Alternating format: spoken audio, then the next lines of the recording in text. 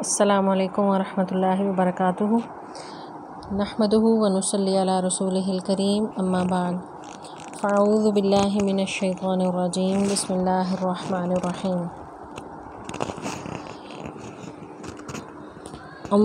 اللہ یبسط کشادہ کرتا ہے، پھیلاتا ہے، کھولتا ہے، وسیع کرتا ہے رزق کو لمن جس کے لیے یشاء وہ چاہتا ہے، ویقدر اور تنگ کرتا ہے، وفرح اور وہ خوش ہوتے ہیں، اتراتے ہیں، بالحیات الدنیا دنیا کی زندگی پر، وما اور نہیں ہے الحیات زندگی دنیا کی، فی الآخرتی آخرت کے مقابلے میں، الا مگر متاع معمولی فائدہ۔ اس آیت مبارکہ میں کچھ لفظ ایسے ہیں جو وضاحت طلب ہیں۔ ایک تو یہاں پر جو ہے اللہ تعالیٰ فرماتے ہیں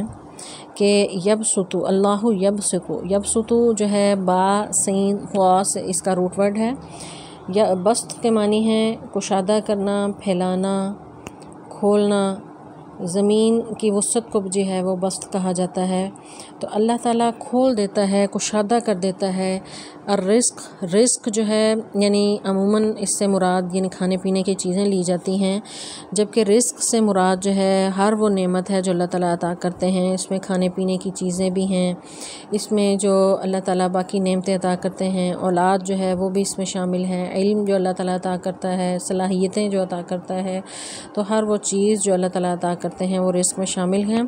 تو اللہ تعالیٰ کشادہ کرتا ہے رزق کو، ہر وہ جو نعمت جو اس نے عطا کرنی ہوتی ہے وہ اس کو زیادہ کر دیتا ہے، لمن یشاء جس پر وہ چاہتا ہے۔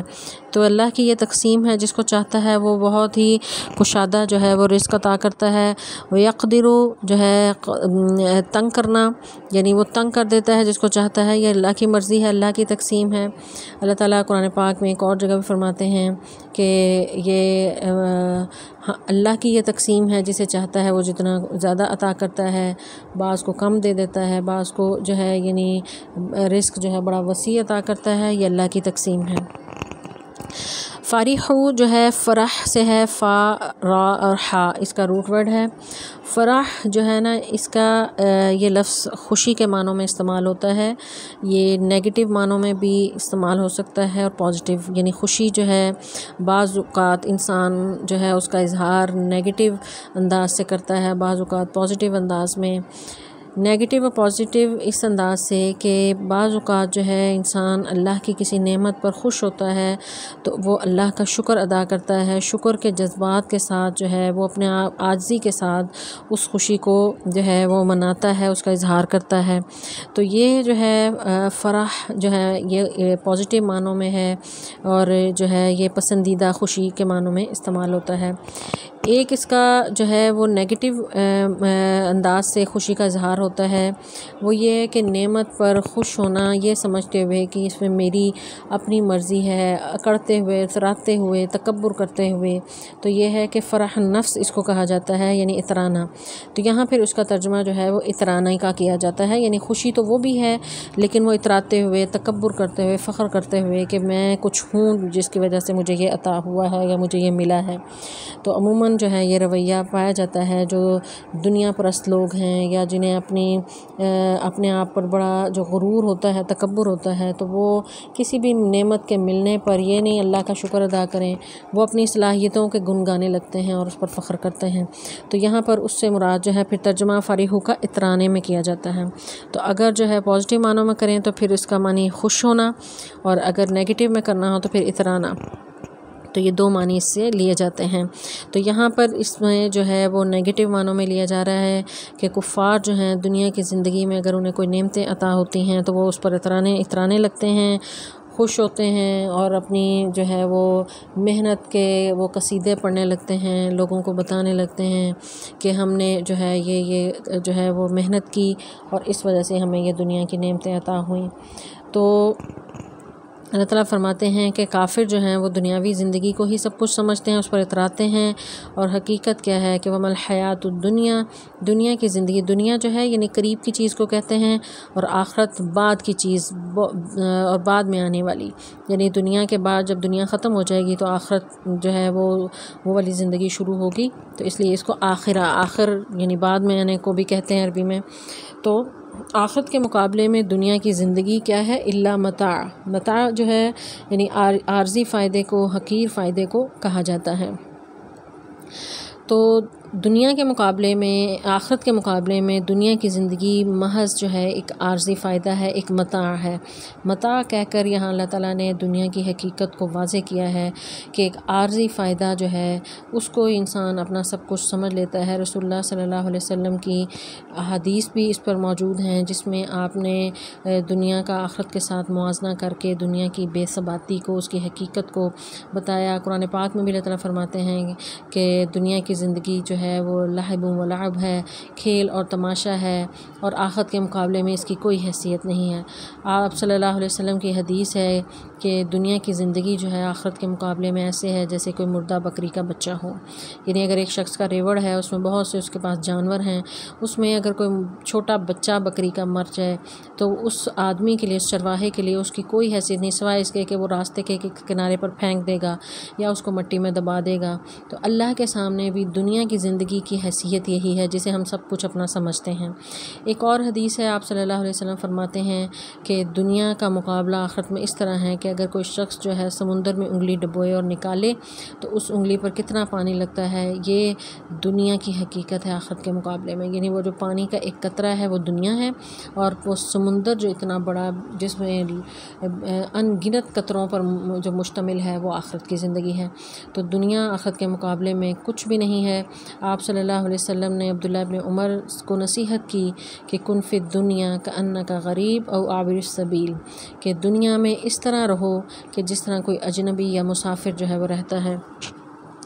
تو جو بھی کوئی شخص عقل مند ہوگا، یعنی جو مسافر عقل مند ہوگا، تو وہ اپنا سامان سفر تیار رکھے گا اور اپنی منزل پر جانے کے لیے کوشش کرے گا، اور اس کو ہی اپنا مطمع نظر سمجھے گا۔ لیکن کوئی جہالت ہوگی، بے وقوفی ہوگی کہ اگر کوئی اسٹیشن پر بیٹھا ہوا ہے اور وہاں پر ہی اپنا جو ہے بستر لگا لے اور مستقل وہاں پر رہنے کے لیے پلاننگ شروع کر دے، تو یہ بالکل جہالت ہوگی۔ تو دنیا میں انسان کی جو ہے وہ عارضی اس کا ٹھکانہ ہے، اور جو ہے یہاں مستقل اسے نہیں ٹھہرنا، اصل اس کی منزل، اس کا انجام جو ہے وہ آخرت کی زندگی ہے۔ تو اس کے سنوارنے کے لیے کوشش کرنی چاہیے۔ یہ دنیا میں اللہ تعالیٰ نے عارضی طور پر بھیجا ہے اس لیے کہ تاکہ اس کی آخرت کی منزل کا تعین ہو سکے،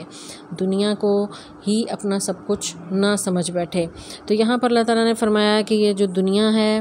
یہ کسی کو میں زیادہ دے دیتا ہوں، کسی کو کم دے دیتا ہوں، یہ اللہ تعالیٰ کی تقسیم ہے۔ نحن قسمنا معیشتہم، اللہ تعالیٰ قرآن پاک میں فرماتے ہیں کہ ہم نے ان کی معیشت تقسیم کر رکھی ہے۔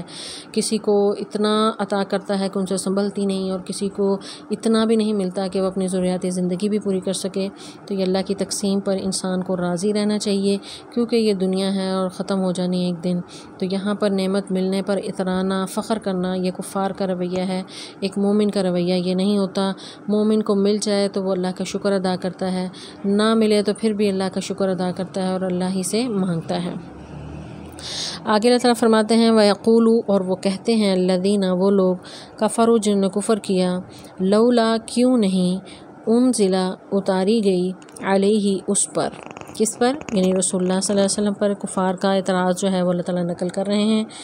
کہ وہ طرح طرح کے اعتراضات کرتے تھے، تو وہ کہہ رہے ہیں کہ کیوں نہیں اس پر اتاری گئی آیتن، کوئی نشانی۔ تو آیا کا اس سے پہلے بھی ہم نے کئی بار پڑھ لیا کہ آیت جو ہے اس کا معنی لغوی معنی نشانی کے ہیں۔ قرآن کی کسی بھی ایک جملے کو بھی آیت ہم کہہ لیتے ہیں۔ تو کوئی کیوں نہیں اس پر کوئی نشانی اترتی، یعنی آیت سے مراد یعنی کوئی معجزہ، کوئی ظاہری نشانی، کچھ نظر آنے والی چیز، دکھاوا، ظاہری اسباب۔ تو کفار مکہ جو ہے یعنی اعتراض رسول اللہ صلی اللہ علیہ وسلم پہ یہ کرتے تھے کہ اس پر کیوں نہیں کوئی ظاہر ایسا معجزہ اترتا، کوئی آیت، کوئی نشانی کیوں نہیں اترتی، من سے رب ہی، اس کے رب، یعنی رسول اللہ صلی اللہ علیہ وسلم سے کہہ رہے ہیں کہ اس کے رب کی طرف سے کیوں نہیں کوئی نشانی اترتی۔ تو قل، کہہ دیں، ان اللہ، بے شک اللہ، یضل، گمراہ کرتا ہے، من یشاء، جسے چاہتا ہے، ویہدی، اور راہ دکھاتا ہے،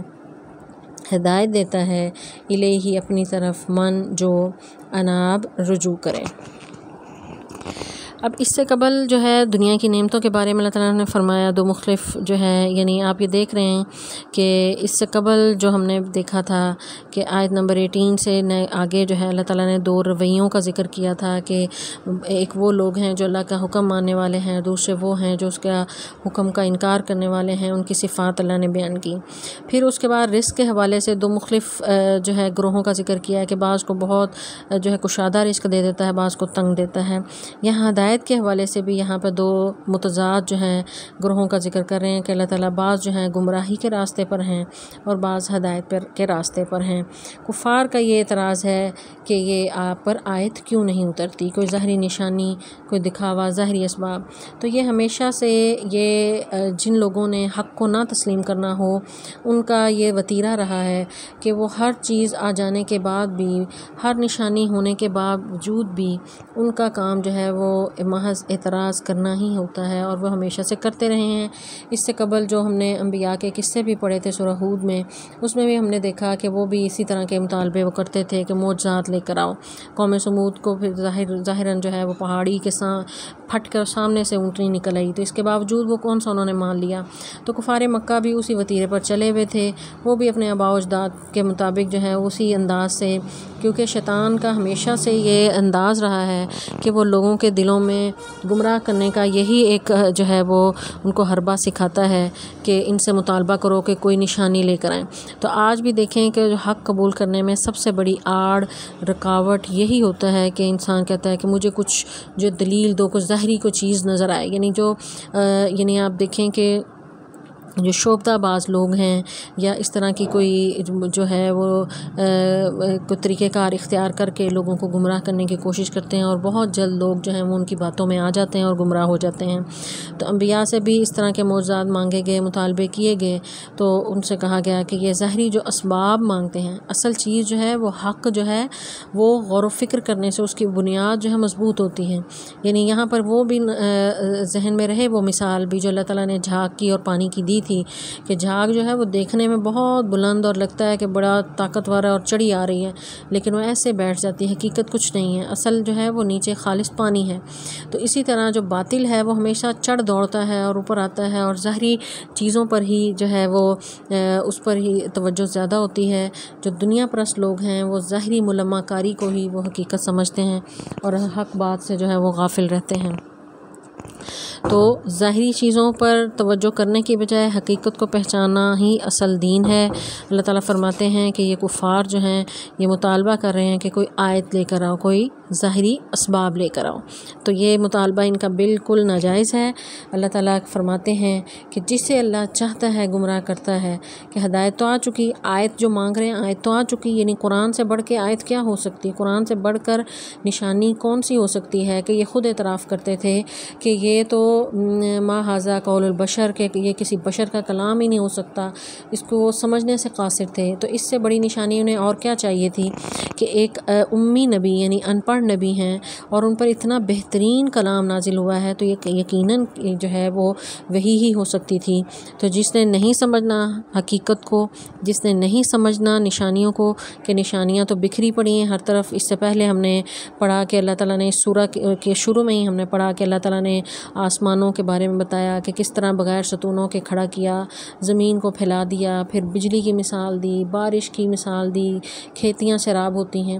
زمین، چاند، ستارے، یہ جتنے اجرام فلکی ہیں، تو یہ نشانیاں کوئی تھوڑی ہیں، یہ آیات تو بہت ہیں، اللہ کی آیات ہر جگہ بکھری ہوئی ہیں۔ جس نے اپنے رب کو پہچاننا ہو تو وہ تو ایک چیز سے پہچان جاتا ہے کہ ابراہیم علیہ السلام انہوں نے جو ہے وہ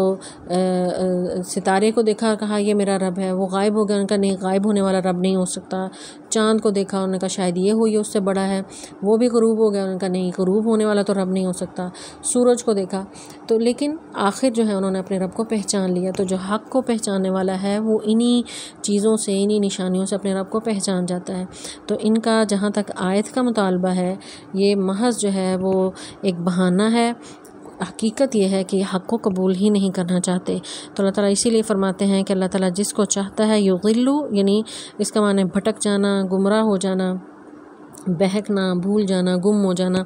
تو یعنی یہ گم ہو گئے ہیں اصل راستے سے، گمراہ ہو گئے ہیں. اللہ تعالیٰ جسے چاہتا ہے وہ جو چاہے وہ کرتا ہے. یہدی، وہ ہدایت دیتا ہے، راہ دکھاتا ہے. من علیہ من اناب، اس کو جو رجوع کرے. تو یہاں پر یعنی یہ ہم دیکھیں کہ اللہ تعالیٰ فرما رہے ہیں کہ جس کو میں چاہتا ہوں گمراہ کرتا ہوں، جس کو میں چاہتا ہوں ہدایت دکھاتا ہوں. لیکن ہدایت والے کے ساتھ یہ کہا کہ من اناب، جو رجوع کرے، یعنی جو اللہ کی طرف رجوع کرے گا، اس کی طرف پلٹے گا، اس کی طرف آنا چاہے گا، اس کو اللہ تعالیٰ ہدایت کا راستہ دکھاتا ہے. اور جو بہانے بازی کرے، جو آیات ہی مانگتا رہے، نشانیاں ہی مانگتا رہے، اور ہر وقت دلیلیں ہی مانگتا رہے، اور ناجائز قسم کے مطالبات کرتا رہے، تو ایسے لوگوں کو پھر اللہ تعالیٰ گمراہی کے راستے پر چلا دیتے ہیں. اور یہ اللہ تعالیٰ نے قرآن پاک میں ایک اور جگہ بھی فرمایا ہے کہ جو میرے راستے پر چلنے کی کوشش کرتا ہے، میں اس کو جو ہے وہ سیدھے راستے کی طرف چلا دیتا ہوں. تو جو کوشش نہ کرے اور ہمیشہ کجی ہی تلاش کرے، تو ایسے لوگوں کے لیے پھر راہ جو ہیں وہ بند ہو جاتی ہیں. آگے اللہ تعالیٰ فرماتے ہیں الذین، وہ لوگ آمنوا، جو ایمان لائے، وتطمئن، اور اطمینان پکڑتے ہیں، قلوبہم، ان کے دل، بذکر اللہ، اللہ کے ذکر سے. الا، سن لو یا خبردار، بذکر اللہ، اللہ کے ذکر سے، تطمئن، اطمینان پکڑتے ہیں، القلوب، دل. یہاں پر اللہ تبارک و تعالیٰ بیان کر رہے ہیں کہ دلوں کا اطمینان جو ہے وہ حقیقت میں اللہ کے ذکر سے ہے. یعنی یہاں پر اہل ایمان کا ذکر ہے کہ جو روایتی، یعنی جو ہم جیسے خاندانی ہم مسلمان ہیں، ریڈی میڈ مسلمان ہیں، تو ان کے سامنے جتنا مرضی اللہ کا ذکر ہوتا رہے کوئی اثر نہیں ہوگا. لیکن جو شعوری طور پر مسلمان ہوتے ہیں، جو سمجھ کر جنہوں نے اسلام پر جو چل رہے ہیں، جنہوں نے سمجھ کر اسلام قبول کیا ہے، ان کے سامنے جب بھی ان کے رب کا ذکر آئے گا تو وہ اپنے رب کو، چونکہ وہ صحیح طور پر انہوں نے جان کر، پڑھ کر، سمجھ کر جو ہے وہ ایمان لائے ہیں اپنے رب پر، تو وہ اس کے ذکر پر ان کے دل کی حالت بدل جائے گی. اور وہ جو ہیں یہ ایسے لوگ ہیں جن کا ذکر سورہ انفال آیت نمبر 2 میں بھی اللہ تعالیٰ نے فرمایا کہ انما المؤمنون الذین اذا ذکر اللہ وجلت قلوبہم، کہ جب ان پر اللہ کا ذکر کیا جاتا ہے اہل ایمان پر، تو ان کے دل جو ہیں وہ کانپ جاتے ہیں. اور دلوں کو کانپنا انہی لوگوں کے لیے ہی ہوتا ہے جو اپنے رب کو صحیح طور پر پہچانتے ہیں. اور ذکر سے مراد یہاں قرآن بھی ہو سکتا ہے، ذکر سے مراد کوئی بھی تسبیحات بھی ہو سکتی ہیں، اور اللہ کا کسی بھی طرح سے ذکر. قرآن سب سے بڑا اللہ کا ذکر ہے کہ انا نحن نزلنا الذکر وانا لہ لحافظون. اللہ تعالیٰ قرآن پاک میں فرماتے ہیں کہ ہم نے یہ ذکر اتارا. تو قرآن جب بھی پڑھا جائے تو ان کی حالت بدل جاتی ہے. اللہ تعالیٰ قرآن پاک میں کئی جگہ ذکر کیا کہ ان کے جو رونگٹے کھڑے ہو جاتے ہیں، ان کی حالت بدل جاتی ہے قرآن کو سننے پر. لیکن ہمارے ہاں کیسے ہیں کہ جنہوں نے، جو روایتی مسلمان ہیں، آپ جتنا مرضی قرآن سن لیں، آپ جتنا مرضی ان کے سامنے اللہ کا ذکر کریں، ان کی حالت ویسی کی ویسی ہی رہے گی. تو یہ وہ خاص اللہ کے پسندیدہ لوگ ہیں، یہ وہ لوگ ہیں جنہوں نے شعور کے ساتھ ایمان جو ہے وہ قبول کیا ہے. تو ان کے دلوں کو اطمینان ملتا ہے اللہ کے ذکر کے ساتھ. تو الا بذکر اللہ تطمئن القلوب، دلوں کو خوشی جو ملتی ہے وہ اللہ کے ذکر سے ہی ملتی ہے. کہ اللہ تعالیٰ نے یہ دل بنائے ہی اپنے لیے ہیں، کہ دنیا کی جتنی بھی نعمتیں ہیں وہ انسان کے لیے بنی ہیں، اور انسان ان نعمتوں کو حاصل کر کے وہ سمجھتا ہے کہ مجھے دل کا اطمینان اور خوشی ملے گی. جتنی بڑی سے بڑی بھی نعمت مل جائے انسان کو، جس کی خواہش بھی ہو وہ اس کو مل جائے، لیکن جو ہے وہ نعمت کو پا لینے کے بعد کچھ عرصے کے بعد اس سے بور ہونے لگتا ہے. لیکن یہ خالص اللہ کا ذکر ہی ہے کہ جو جتنا اس میں غرق ہوتا جائے گا، جتنا اس کو پڑھتا جائے گا، جتنا اس کو سمجھتا جائے گا، وہ اس کا دل کا اطمینان اتنا ہی بڑھتا چلا جائے گا، اس میں کمی نہیں آئے گی. کیونکہ یہ ذکر بنا ہی انسان کے دل کے لیے ہے، اور اس کے دل کو اطمینان جو ہے وہ ملے گا ہی تب جب وہ اس کا اپنے رب کا ذکر جو ہے وہ پڑھے گا، اپنے رب کا ذکر کرے گا. تو دل کو سکون جو ہے وہ تب ہی ملے گا جب وہ انسان جو ہے وہ اپنے رب کا ذکر کرے گا. تو یہ اللہ تعالیٰ نے اس آیت میں بتایا ہے کہ الا بذکر اللہ تطمئن القلوب، کہ تم دنیا میں کہاں جو ہے یعنی سکون تلاش کرنے کے لیے، کبھی موسیقی میں سکون تلاش کرنا چاہتے ہو، کبھی محفلوں میں سکون تلاش کرنا چاہتے ہو، کبھی کسی چیز میں سکون تلاش کرتے ہو، تو انسان اصل سکون تو اس قرآن میں ہے، اس اللہ کے ذکر میں ہے، تمہارے دل کو اطمینان اور سکون جو ہے وہ اسی سے ہی ملے گا۔ تو یہ بہت بڑا علاج جو ہے اللہ تعالیٰ نے نفسیاتی بیماریوں کا اس آیت میں بتایا ہے، ٹینشن، ڈپریشن اور اس طرح کی جتنی بھی امراض ہیں آج کل کے، ان تمام امراض کا علاج جو ہے اس آیت مبارکہ میں اللہ تعالیٰ نے بتا دیا کہ تم اللہ کا ذکر کرو گے تو ہر طرح کی پریشانی اور غم جو ہے تمہارے دل سے دور ہو جائے گا، تمہارے دلوں کو اطمینان مل جائے گا، سکون اور قرار مل جائے گا تمہارے دل کو۔ تو اگر دل کا قرار اور سکون چاہتے ہو تو اللہ کے ذکر کے ساتھ جڑ جاؤ۔ الذین آمنوا، وہ لوگ جو ایمان لائے، وعملوا الصالحات، اور انہوں نے نیک عمل کیے، طوبیٰ، خوشحالی ہے ان کے لیے، لہم، ان کے لیے، وحسن، اور اچھا مآب، ٹھکانہ ہے۔ طوبیٰ جو ہے یہاں پر نیا لفظ ہے، طوبیٰ جو ہے طا یا با اس کا روٹ ورڈ ہے،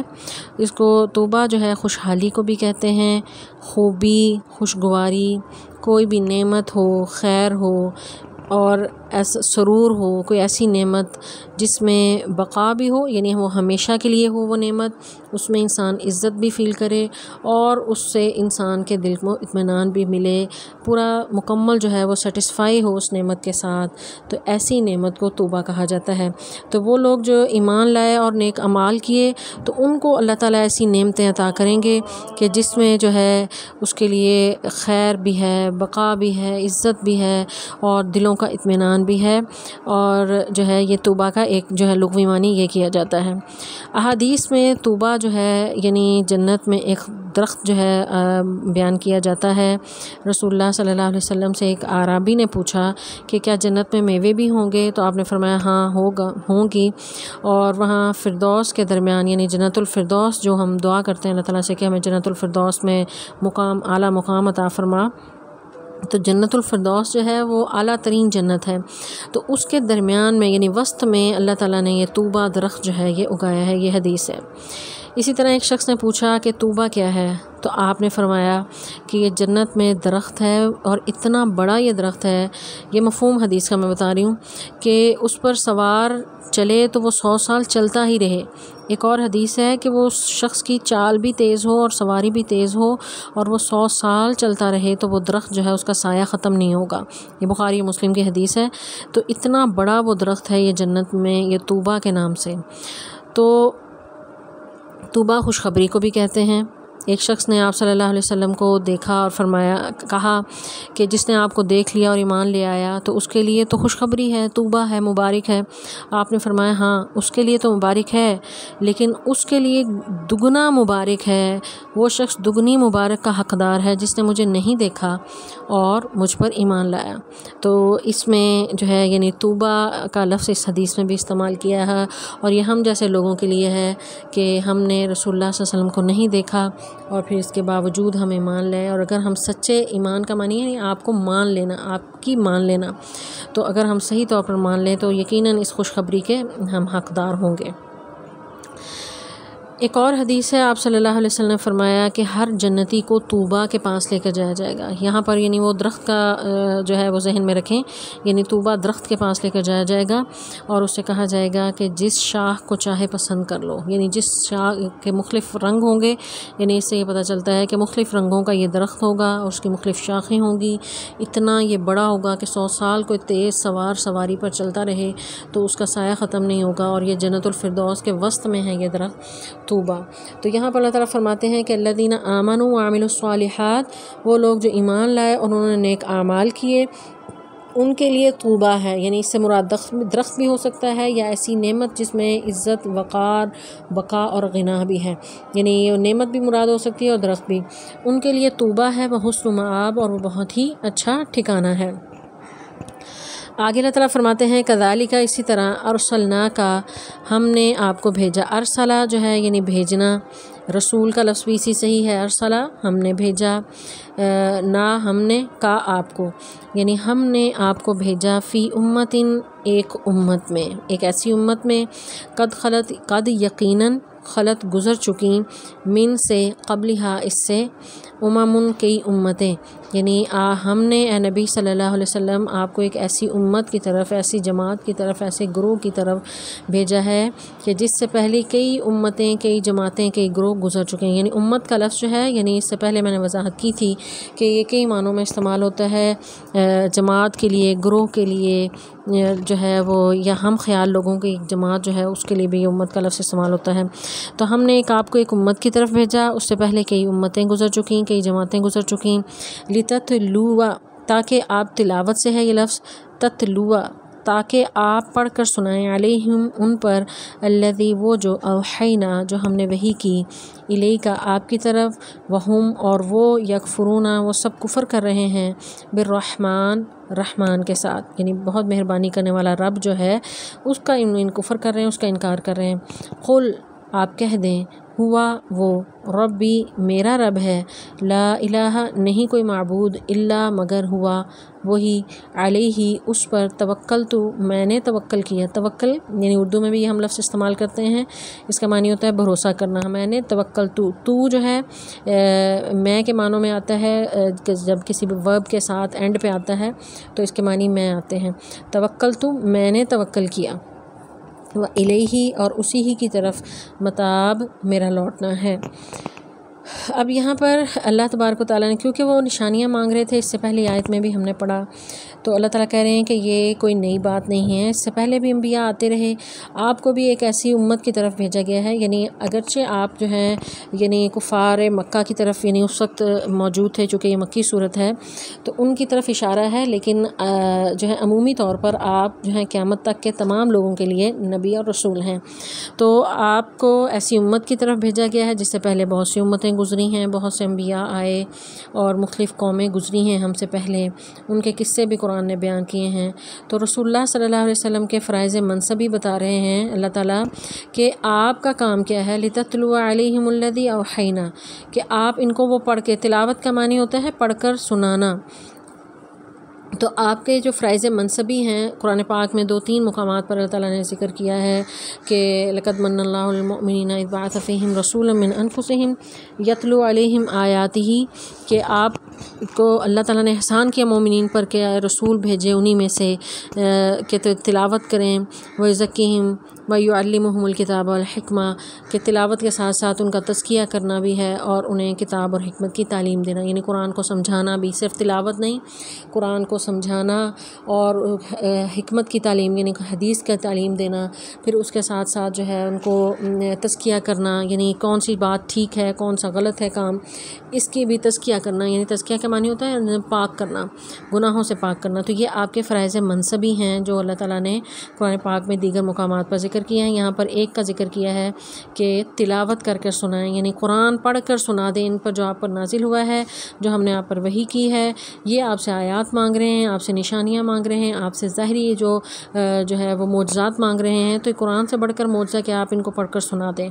اور وہ کیا کریں، وہم یکفرون بالرحمن، وہ رحمان کا انکار ہے۔ یہاں پر اللہ تعالیٰ نے رحمان ہی خاص طور پر اپنا صفاتی نام ہے اللہ تعالیٰ کا، اور اللہ تعالیٰ کو سب سے پسندیدہ نام جو ہے الرحمن الرحیم ہے۔ تو تسمیہ میں بھی ہم بسم اللہ الرحمن الرحیم پڑھتے ہیں، سورہ رحمان جو ہے وہ 20 سے شروع ہوئی، اور رحمان نام اللہ کا بہت ہی پیارا نام ہے۔